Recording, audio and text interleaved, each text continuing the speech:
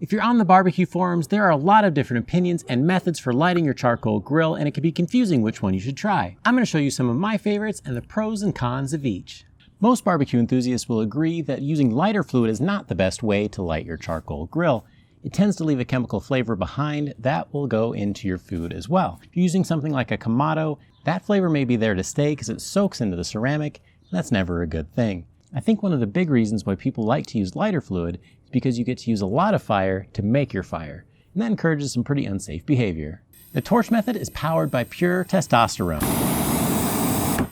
or more aptly, propane, and it's a really good option for people who like to light fires with really big fires, like lighter fluid, but without the taste because this one will burn nice and clean. It's also super powerful because it burns hot enough that you're going to get your charcoal lit in 1 or 2 minutes and you'll be good to go. This one is really powerful. In fact, if you do it full blast, it'll shoot a lot of sparks out of that charcoal, but you can dial it back just a little bit and get it just right. If you've ever seen the 90s classic Home Alone, then you've seen an electric fire starter. Kevin used it to heat up the doorknob to burn Marv and defend his house. Now, I don't recommend that one.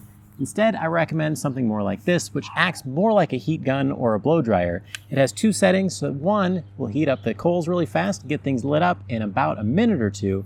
And the other one is just a fan mode that stokes the fire and gets it burning faster. Let's see how this one works.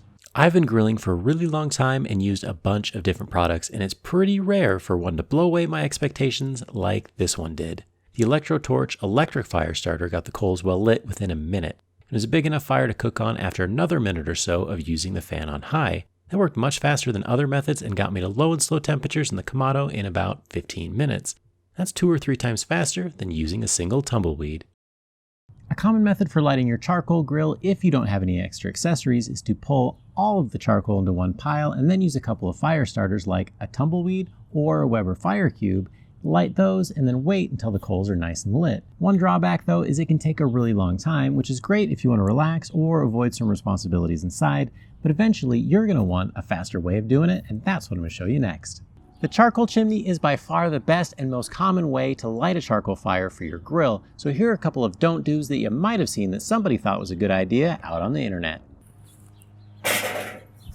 Some people use the updraft on their air conditioning to be able to get the fire going just a little bit faster. But come on, your air conditioner is really expensive. That's just stupid. Charcoal grill owners love to throw shade at people with a gas grill, and they'll tell you that the best use of your side burner is to light your chimney. There's only one problem with that. This little metal piece on the burner can get too hot and melt, and then it's not going to work anymore. The right way is to crumble up some newspaper print you got in your junk mail, and the next step is optional. If you put a bit of cooking oil on it, it'll burn longer and get the charcoal lit sooner. So put the newspaper in the bottom of the chimney and add charcoal to the top before lighting the oil-soaked newspaper. With this method, you'll have hot coals in about 15 minutes without the chemical taste of lighter fluid. It's a must-have skill for any grill master. And if you want to learn more about how to use the charcoal chimney, check out this video where I show you exactly how it's done.